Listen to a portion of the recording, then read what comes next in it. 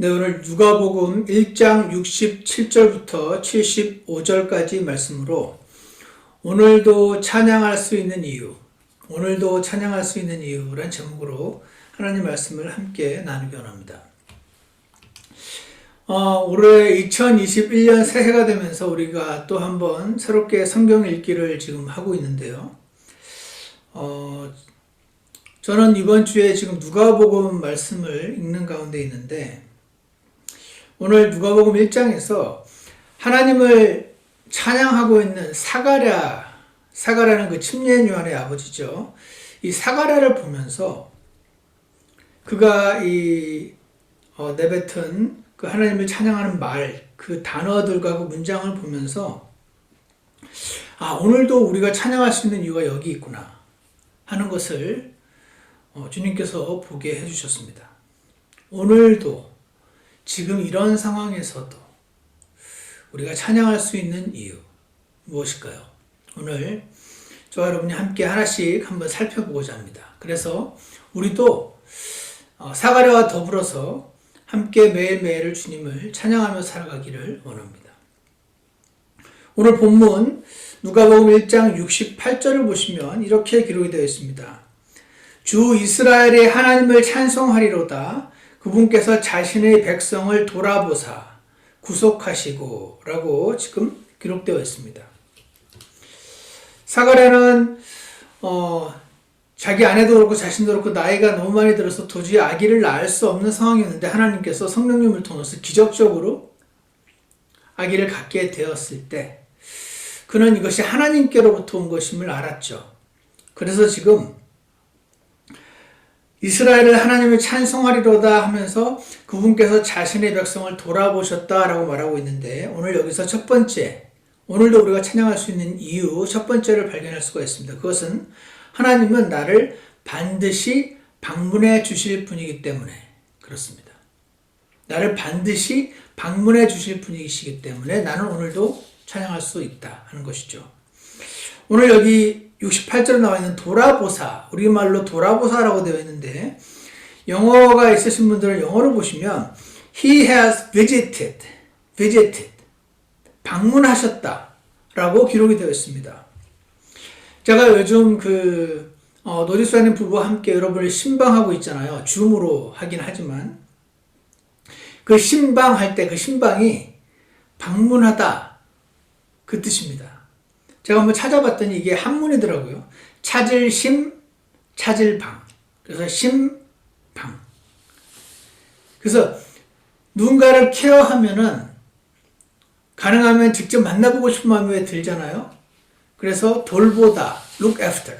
돌보다라는 뜻을 갖고 있는 원뜻은 방문하다, 찾아가다 라는 뜻을 가지고 있는 단어가 이 visit. 주께서 나를, 자기 백성을 visited 하셨다. 잊지 않고 돌보고 계셨구나 하는 것을 깨달으면서 지금 이 사가랴가 찬양을 하고 있습니다. 여러분과 저는 하나님을 믿는 그리고 예수님으로 인해서 구원받은 하나님의 백성이 분명하긴 하지만 그리고 성경을 보면요. 내가 결코 너를 버리지 아니하리라. 약속이 있긴 하지만 참새도 먹이시는 분이라고도 하시고 그가 너를 돌보신다 그러시고 그런데도 불구하고 이것이 잘 안 느껴질 때가 많습니다. 직장인은 직장인대로 사업하고 가게 하시는 분들은 또 그분들대로 학생들은 학생대로 졸업해서 취직하려고 하는 학생들은 또 그 학생들대로 눈에 보이지 않는 하나님을 신뢰하고 그분이 해결해 주실 것이라는 것을 믿고 안심하고 이렇게 하라고 성경에 써 있는 거는 알겠는데 이게 잘 안 될 때가 많습니다. 근데 성경을 보면 우리처럼 여러분과 저뿐 아니라 눈에 보이지 않는 하나님이시기 때문에 그분이 나를 방문하신다. 그분이 엘리야를 보내주신다. 하는 것을 보지 못하는 사람들 이야기가 많이 나오죠. 예를 들어서 열왕기하 6장에는 이스라엘이라는 나라를 쳐들어온 시리아 군대가 너무 숫자가 많았어요. 말도 많고 그 병거도 많고 군대의 수가 너무 많아서 이 엘리사의 종이 절망하고 있었는데 그때 하나님께서 그의 눈을 열어주시죠. 눈을 열어주셨을 때 하나님의 군대들이 이미 거기에 도착해 있었음을 그제서야 발견을 했지만 그는 전혀 볼 수가 없었던 것을 보게 됩니다. 그래서 열왕기하 6장 17절에서는 엘리사가 기도하여 이르되 주여 원하건대 그의 눈을 여시사 그가 보게 하옵소서 하니 주께서 그 청년의 눈을 여심해 그가 보니 보라 불말과 불병거가 산에 가득하여 엘리사를 둘렀더라. 그가 이것을 볼 수 있었다면 하나님이 그를 방문하셨음을 알았더라면 그는 찬송할 수 있었을 텐데 그는 하지 못했었죠. 이 사람뿐이 아니죠. 얼마 전에 우리가 함께 봤던 온 세상에 가뭄이 들어서 먹을 게 없어가지고 이제 먹고 죽으려고 작정했던 사르밧 과부 그에게 하나님께서 엘리야를 보내셨었죠. 하나님이 그녀를 방문하셨던 것을 보게 됩니다. 저희가 지금 또 줌으로 자매 양육반을 지금 하고 있는데 거기서 얼마 전에 한 자매님이 이런 간증을 하셨어요. 자신이 영적인 상태가 나쁠 때는 모든 게 못마땅하고 불만이고 하나님이 자신을 방문하셨던 것이 전혀 눈에 안 보이더라고. 자신에게 보내주셨던 엘리야들이 하나도 안 보이더라. 그런 말씀을 하시면서 그런데 이제 우리 함께 기도하고 하면서 자매님들과 함께 기도하고 하시면서 주님께 마음을 조금 돌이켰더니 사실상 그동안 수많은 엘리야들을 하나님께서 보내주셨던 것들을 깨닫게 되시면서 그때 그 기억들을 떠올리게 되었다라고 말씀하시면서 막 감격하시면서 하나님을 찬양하시더라고요. 사랑하는 여러분, 지금 같은 상황일지라도 그리고 내가 너무 능력이 없는 것처럼 느껴질때라도 우리가 오늘도 찬송할 수 있는 이유는 하나님은 반드시 나를 찾아오시는 분이시다. 반드시 찾아오셔서 내 문제를 돌보시는 분이시다. 반드시 엘리야를 보내주시는 분이시며 능력이 없는 나를 주와 그분의 능력을 구할지어다. 항상 그분의 얼굴을 구할지어다. 그분의 능력을 나는 능력이 없지만 그분께 능력을 구해서 시편 105편 4절 말씀처럼 그랬을 때 하나님께서 반드시 저와 여러분을 방문해 주는 그런 분이라는 사실을 기억하셔서 오늘도 우리 하나님을 믿음으로 바라보고 찬양하시기를 간절히 원합니다. 두 번째로요. 오늘 누가복음 1장 68절 다시 한번 보시면요. 주 이스라엘의 하나님을 찬송하리로다. 그분께서 자신의 백성을 돌아보사 비즈렛 구속하시고 라고 나와 있습니다. 구속하셨다. 그래서 이 68절에서 두 번째 우리가 오늘도 찬송할 수 있는 이유를 발견할 수 있는데 두 번째 이유는 뭐냐면요. 하나님은 나를 자유케 하시는 분이시니까. 하나님은 나를 자유롭게 하시는 분이시니까 나는 오늘도 하나님을 찬양할 수가 있다 하는 것이죠. 오늘 여기 보면 맨 마지막에 있는 구속이란 단어, 영어로 redeemed his people 이라고 되어 있습니다. 이 구속했다라는 단어를 사전을 찾아보시면요. to set free, 자유롭게 풀어주는 거, liberate, 과 이렇게 억압되어 있던 사람을 풀어주는 거, set free, liberate 이런 뜻을 가지고 있죠. 예전에 한번 언급한 적이 있었는데 너무 재밌어서 제가 한번 다시 소개를 하려고 합니다. 예전에 제가 펜사콜라에서 한 한국 교회를 잠시 다녔던 적이 있는데 거기에 이제 한국 대학생, 남학생이었는데 앞에 나와서 이제 간증을 하더라고요. 그래서 저는 이제 심리교회밖에 안 있어 봤으니까 장로교회는 어떻게 간증하나 이렇게 봤더니 자기는 교회에 와서 굉장히 큰 실망을 했다고 말하면서 간증을 하더라고요. 왜 실망을 했나 들어봤더니 예수님이 나를 구속하셨다는 말 때문에 자기는 너무 실망했대요. 왜냐면 자기가 한국에서 엄마한테 너무 구속을 당하면서 살았대요. 근데 미국에 와가지고 좀 자유롭게 살까 했더니 이 목사님 교회 나왔더니 예수님이 나를 구속하셨다는 말에 너무 좌절했다는 간증을 저는 그때 그 간증을 들으면서 너무 재밌어서 그러고 보니까 단어가 같으네. 구속. 이 학생이 알고 있는 구속과 지금 우리를 구속하셨다는 이 구속은 완전 정반대 단어거든요. 이 구속은 경찰이 죄수를 구속하는 그 구속이고, 이 성경의 구속은 경찰이 죄수를 풀어주는 그 구속이거든요. set free, liberate. 여러분, 하나님은 나의 구속자시다. 들어보셨죠? 어떻게 나를 구속하셨는가 보시면은요, 하나님은 나를 구속하신 분인데 나를 뭐로부터 자유롭게 하셨는가? 죄의 형벌로부터 자유롭게 하셨다는 것을 하나 우리가 알 수 있죠. 우리가 죄를 지어서 형벌을 받게 되었는데 그 형벌을 받는 그거로부터 자유롭게 하셨다는 겁니다. 에베소서 1장 7절을 보면 그분의 풍성한 은혜에 따라 그분의 피를 통해 구속, redemption, redeem, 죄들의 용서를 받았도다. 이런 말이 나와 있어요. 골로새서 1장 14절에서 또 우리가 그분의 피를 통해 구속, 피를 통해 자유롭게 되었다. 즉 죄들의 용서를 받았도다. 이런 말씀이 나왔습니다. 그래서 구속이라는 단어는요, 자유롭게 했다는 뜻이고 더 큰 개념이고, 이 구속이라는 단어 안에 죄의 용서라는 개념이 포함되어 있어요. 죄 용서보다 구속이 더 큰 포함하고 있는 개념이에요. 여러분이 믿거나 안 믿거나 그것과 상관없이 지금으로부터 2000년 전에 예수님이 이 땅에 오셔서 십자가에 달려서 피 흘리고 죽으셨다. 이거는요, 그냥 팩트예요. 여러분이 믿건 안 믿건 변하지 않는 사실이에요. 자, 그런데 이 팩트와 내 죄,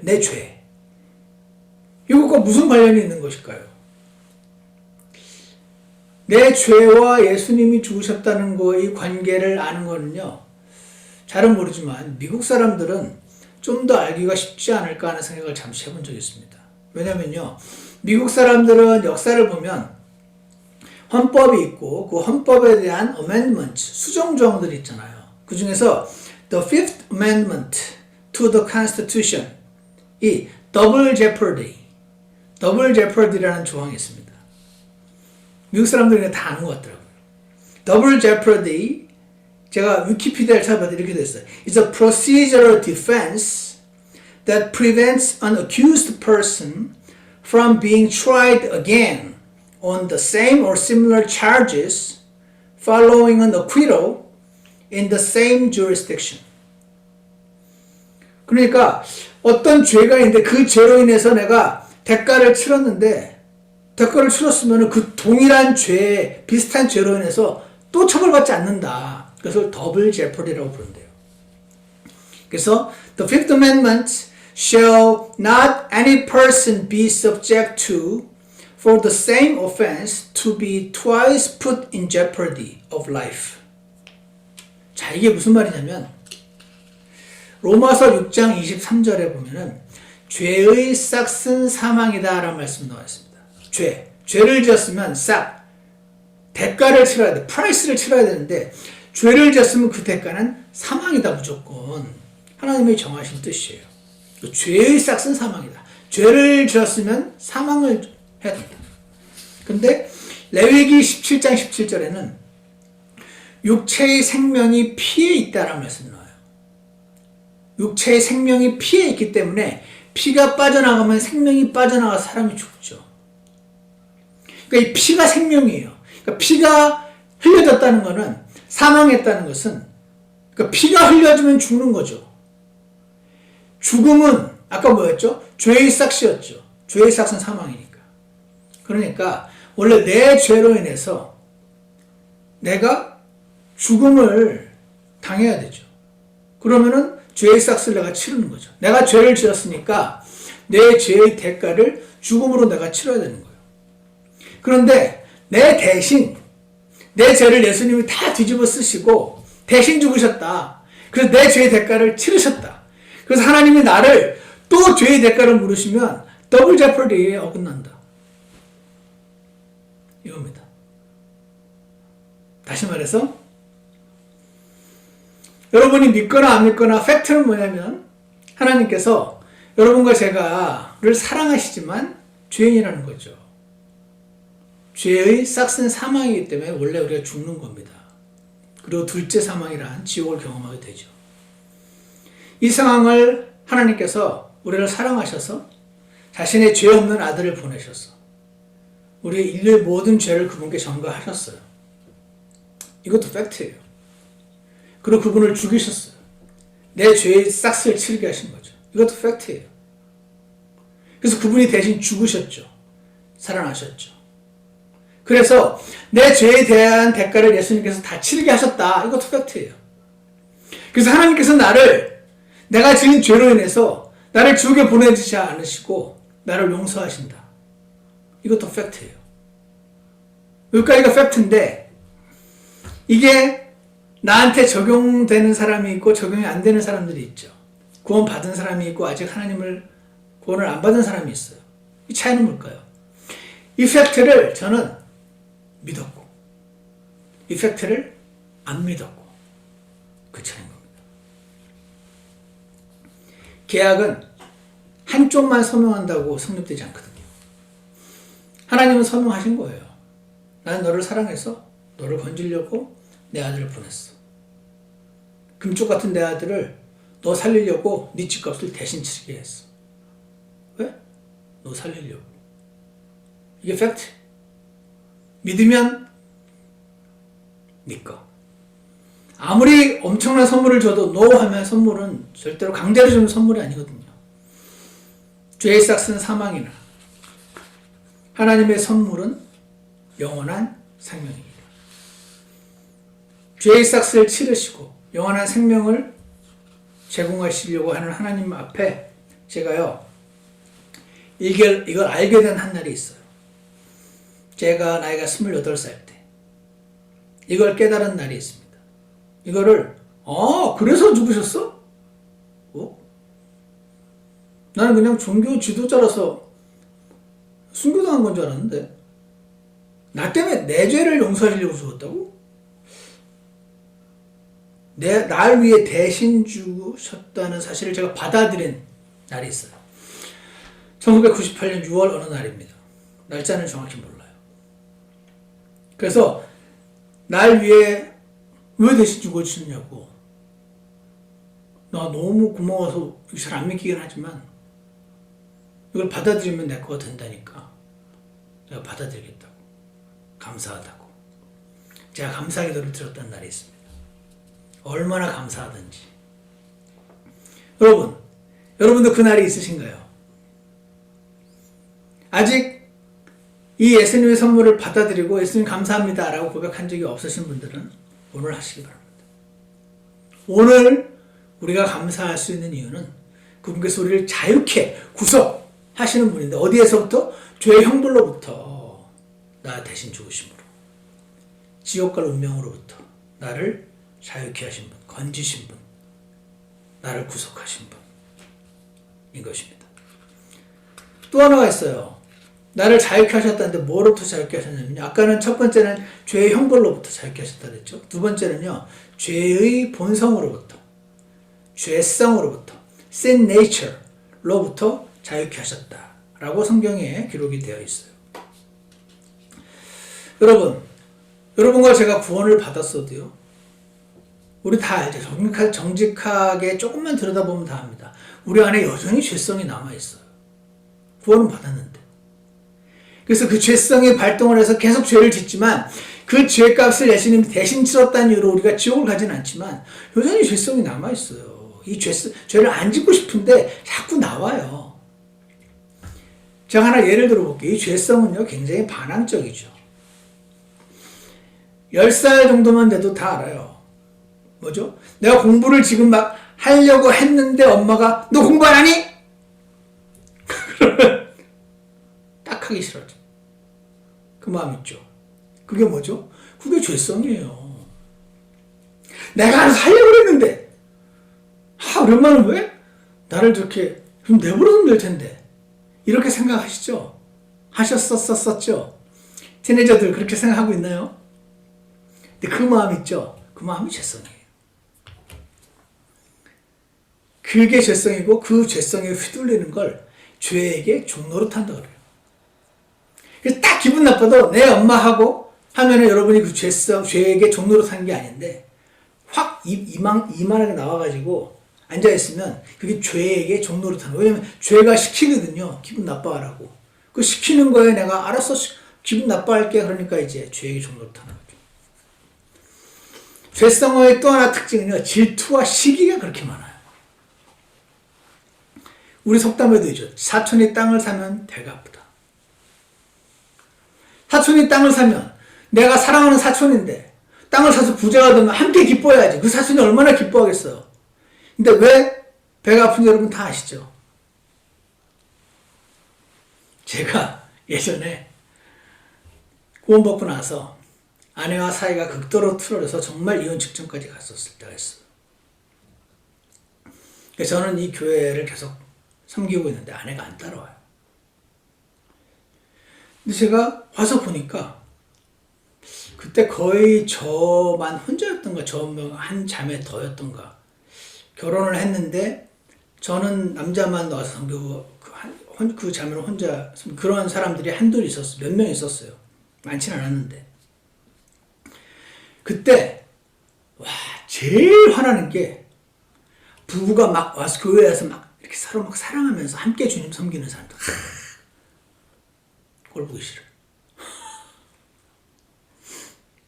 그렇게 배가 아파요. 저희가 직장을 다 내놓고 전도지 나눠주러 나갔던 적도 있는데 그때도 부부가 같이 헌신해서 같이 막 전도지 나눠주러 다니고 같이 막 교회를 섬기는 그 모습이 너무 속상해. 하나님은 그들 부부를 보면서 기뻐하실 텐데 나는 사탄의 마음이에요. 게다가 우리 목사님 가족 찬양의 밤이라는 걸 한대 12월 25일 날 그래서 가족별로 나와서 찬양을 하는데 저는 혼자 나오고 있잖아요. 그러니까 평상시에는 잘 모르겠는데 가족 찬양의 밤을 하면 나는 혼자인 게 이제 뭐 그들도 알고 나도 알지만 괜히 이렇게 붉어지는 거죠. 드러나는 거죠. 그래서 가족끼리 나와서 그 찬양을 하는 그 행복하고 막 성령 충만한 모습이 하나님은 너무 기뻐하시는데 사탄과 나는 똑같은 시각으로 쳐다보면서 속상해 그냥 속상해 떡당해 너무 떡당해. 왜죠? 질투나는 거죠. 나도 그러고 싶은데 못하니까 나도 갖고 싶은데 못 가지니까. 이게 뭐죠? 이게 죄성이에요.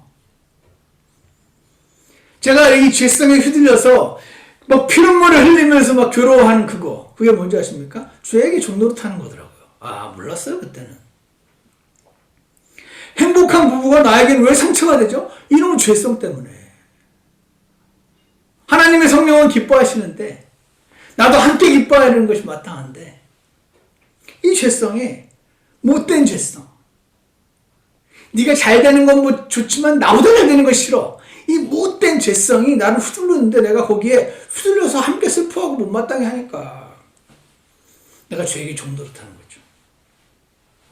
하나님께서 로마서 6장 6절에서 우리 옛사람이 그분과 함께 십자가에 못 박힌 것은 놀라운 말이 나오는 거예요.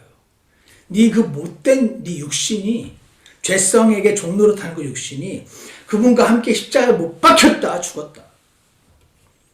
그것은 죄의 몸을 멸하여 이제부터 우리가 죄를 섬기지 아니하게 죄에게 종로로 타지 않게. 제가 속상해 하는 때는 이 죄성이 속상해 넌 없잖아 라고 죄가 명령하고 나는 속상해 하면서 죄를 섬기고 죄에게 종로로 하는 것이었다 하는 것을 나중에 알았습니다. 로마서 6장 7절에서는 죽은 자는 죄로부터 해방되었느니라.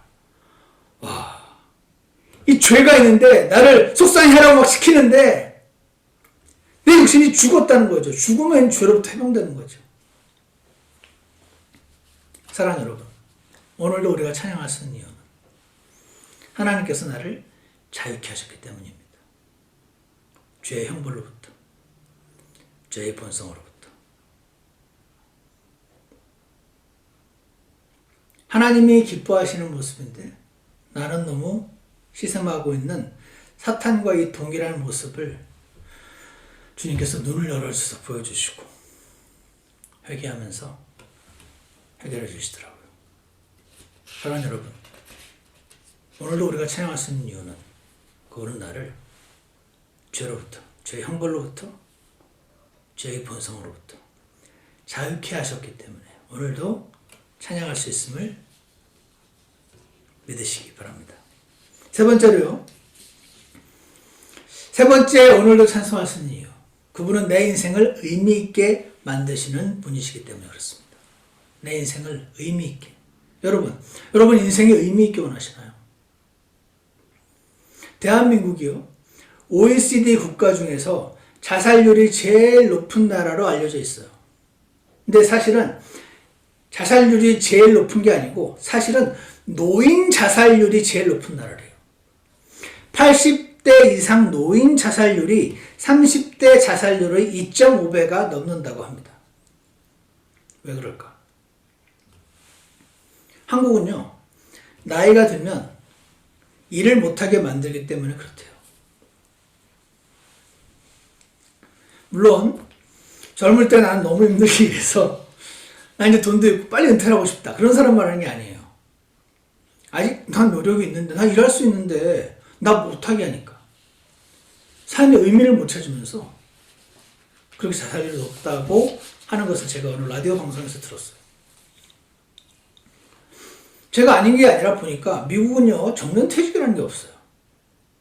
그래서 교수도 얼마든지 자기가 원하면 계속 나이가 70, 80인데도 할 수 있고, 제가 노집사님한테도 들었는데 엔지니어들도 자기가 원하면 70, 80 계속 일할 수 있대요. 너 늙었으니까 이제 나가. 그러면 이게 나이 차별에 걸리나 봐요. 한국은 나이 차별이라는 게 없는데 당연히 늙었으면 나가야지, 이게 있는데. 제 아내가 지금 세금 보고하는 그 회사도 80 넘은 사람도 일을 하고 있어요. 그래서 제가 아내랑 얘기하면서 야, 참 희한하다. 우리나라는 그나마 정년이 늦다고 하는 교수도 65세면 칼같이 정년퇴직해야 되는데 그 사람들은 그나마 65세나 되지. 보통 회사 다니는 사람들은 60세 이전에 다 그만두죠. 한국은 아마 유교 문화라고 저는 개인적으로 판단하는데, 노땅들이 자리를 차지하고 있으면 젊은 애들이 올라갈 자리가 없다. 그러니까 노땅이 자리를 빨리 비켜주는 것이 겸양지덕, 이런 게 있는 것 같아요. 나이 든 놈이 자리 찾아왔으면 민폐다, 이런 생각이 있어요. 여러분은 없으세요?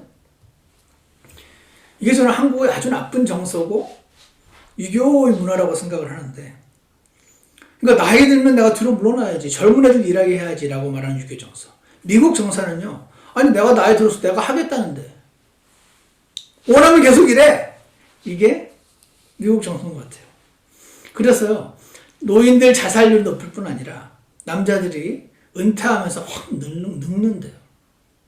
원래 나이가 있지만 일할 때까지 괜찮은데 일을 놓으면서 확 늙어버린대요. 게다가 한국에서는 회사가 거의 삶이 전부거든요. 회사에서 고민하고 회사 사람들하고 부딪히고 끝나면 회사 사람들하고 한잔하면서 얘기하고 밤 늦게 들어오고 회사가 전부인 거죠. 그러다가 회사를 그만두면서 확 늙고 죽는 사람도 많고. 저는 왜 그럴까? 미국은 이게 사실 이런 게 있는 게, 나이 든 사람이 자리를 차지하고 있으면 젊은 사람들이 일할 자리가 없으니까 일자리 때문에 그런 게 아닌가라고 생각을 했는데, 그럼 미국은 일자리가 맞나? 이거 뭐지? 제가 생각을 하다가 정확하게 이 사회 현상으로서의 답은 잘 모르겠습니다. 근데 제가 한 가지는 알아요. 뭐냐면 하나님은요, 평생 하나님을 섬기면서 일하도록 디자인하신 거죠. 그래서 그걸 중단하면 늙어요. 직장을 통해서든 교회를 통해서든 영혼들을 보살피고 챙기면서든 평생 하나님을 섬기면서 삶의 보람을 찾고 삶의 의미를 찾도록 디자인을 해놓으셨는데 그걸 안 하니까 그건 아니까 막 따분하고 삶에 의미가 없고 미칠 것 같고 문제가 생기는 것이죠. 오늘 찾아볼 시간은 없지만 출애굽기 7장 16절, 8장 1절, 8장 20절, 9장 1절, 9장 13절, 10장 3절 등등 하나님 뭐라고 말하십니까? 내 백성을 가게 하여 그들이 나를 섬기게 하라. 내 백성을 가게 하여 그들이 나를 섬기게 하라. 내 백성을 가게 하여 그들이 나를 섬기게 하라. 내 백성 가는 거, 이게 자유케 하는 거죠. 목적은 나를 섬기게 하라. 나를 섬기게 하려고 가게 하신 거죠. 나를 왜 자유케 하셨나요? 나 섬기게 하시려고. 하나님 섬기게 하시려고. 나를 자유케 하셨다는 겁니다.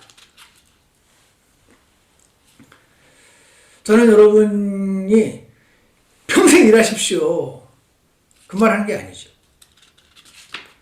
먹고 사는 일은 은퇴를 하시더라도 어떤 사람은 50대 은퇴하셔도 좋고 어떤 사람은 60대 은퇴하셔도 좋고 어떤 분은 80대까지 일하셔도 좋고 먹고 사는 일은 은퇴하시더라도 하나님을 섬기시는 일은 은퇴하시면 안 된다. 그 얘기하는 겁니다. 젊게 사시고 싶으면 보람있게 삶의 의미있게 사는 방법은 하나님을 섬기는 것이다. 그 말하는 겁니다.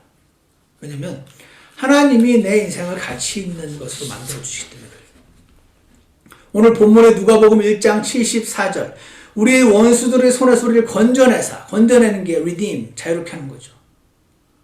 우리가 평생토록 자신 앞에서 거룩함과 의로움으로 두려움 없이 자신을 섬기도록 허락하려 하십니다. 하나님은 우리로 하여금 자신을 섬기게 하셔서 우리 인생을 의미 있게 만드시는 분이기 때문에 그렇다는 것입니다.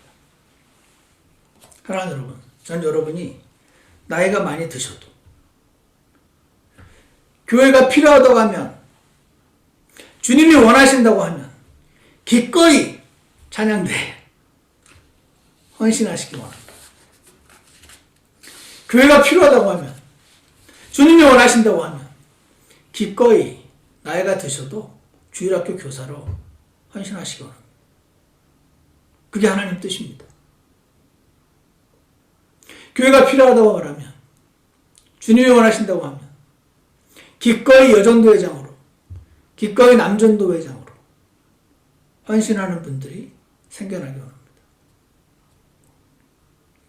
주님이 쓰시겠다고 하면 교회가 당신을 필요로 한다면 당신이 70이 넘었어도 80이 넘었어도 기꺼이 주님께 나를 쓰시라고 몸을 들이시기 원합니다. 그럴 때 하나님께서 당신의 인생을 의미 있게 가치 있게 만드실 것이기 때문에 그렇습니다. 나이 많은 사람만 뿐만입니까? 당연히 아니죠. 20대도 30대도 40대도 이번 10대도 주님을 섬기시기 원합니다. 목사님한테 물으세요. 목사님, 저 하나님께 쓰이고 싶은데 저 좀 어디 써주실 데 없어요? 목사님이 그냥 막 3일 밤낮을 새서라도 당신을 하나님을 섬기는데 쓰임받게 도와줄 겁니다. 사랑하는 여러분, 오늘 사가라가 왜 그렇게 찬양을 했죠?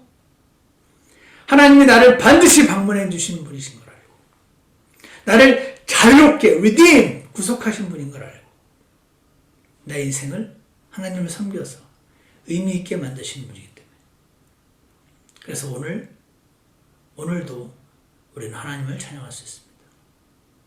오늘 이 사실 기억하셔서 하나님을 찬양하고 감사하며 오늘도 믿음의 경주를 달리시는 저와 여러분이 되시길 축복합니다. 기도하겠습니다.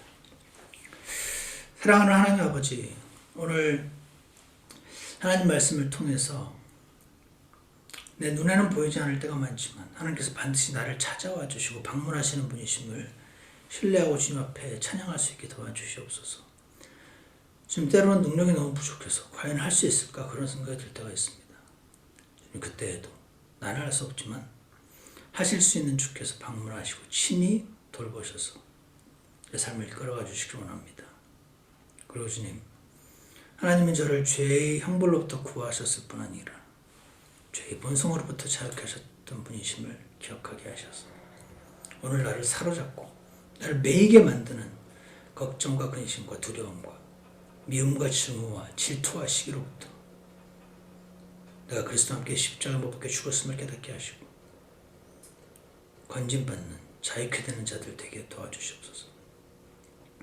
그리고 내 인생을 의미 있게 만드시는 분, 하나님을 어떤 방법으로든 섬길 수 있게 길을 찾게 하셔서 한국의 유교 문화에 굴복하지 않게 하시고 하나님의 성경의 문화에 굴복하게 하셔서 주님을 끝까지 섬기면서 살아가는 자들 되도록 축복하여 주시옵소서. 예수 그리스도 이름으로 기도드렸습니다. 아멘.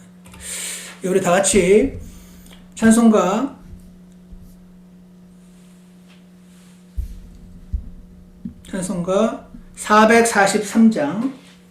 443장 주가 계신 곳에는 함께 찬송하시겠습니다.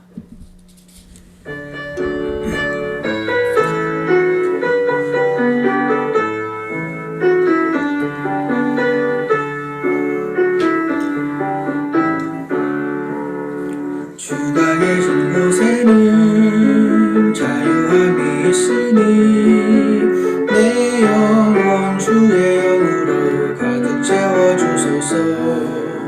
예수님의 사랑과 주님의 거룩하심 내 성품 되도록 충만하게 하소서. 주의 형상 닮아가게 내가 원하네. 십자가에 달리신 그 사랑 주소서. 주님 생명 버리시며 내 죄 씻었네. 내 영혼 주님만 닮길 원합니다. 내 마음이 근심에 사로잡혀 있을 때 주께서 말씀하셨네. 두려워하지 말라. 모든 짐 내려놓고 주님 손에 맡길 때 내 영혼 자유함으로 가득 차게 되었네. 주님께서 완전한 길을 알고 계시니 주님께서 인도하사 주 뜻 이루소서. 주님 나의 선한 목자 나는 양이니 주 안에 거하리 날 사랑하신 주. 하나님 아버지, 주님께서 계신 곳에는 자유함이 있다고 찬송가에서 말하고 있습니다. 주님이 나를 방문하시면 자유함이 있습니다. 주님 나를 자유함을 얻게 하시고자 나를 한 번 방문하셨을 뿐 아니라 끊임없이 방문하고 계신 주님의 발견할 수 있도록 지금 저희 눈을 열어주시고 주님 앞에 주님 품에 안겨 살아갈 수 있게 도와주시옵소서. 하나님, 오늘과 같은 요즘과 같은 상황에서 우리는 하나님을 찬양하고 감사할 수 있음을 고백합니다. 하나님, 나를 찾아와 주실 분이심을 믿습니다. 능력 없는 나를 가능케 하실 분이심을 믿고 지금 오늘 주님 앞에 계속 나아가는 저희가 되도록 도와주시옵소서. 주님이 저를 자유케 하셨고 오늘도 자유케 하시며 내가 아니라 그리스도로 사는 삶을 통하여 나의 죄의 이 본성으로부터도 자유케 하시는 분이심을 고백하고 오늘 주님을 찬양할 수 있게 도와주시옵소서. 그리고 내 삶을 의미 있게 만드시는 분, 주님, 한 번 왔다가 가는 인생, 이 삶이 그냥 낭비되지 않도록 도와주시고 주님 앞에 의미 있는 시간들로 사용되도록 지금 저를 주님을 섬기는 일에 사용해 주시기를 간절원합니다. 오늘 그렇게 하기로 새롭게 결심하시는 모든 분들을 주께서 온전히 축복하여 주시옵소서. 예수 그리스도 이름으로 기도드렸습니다. 아멘. 예배를 마치겠습니다.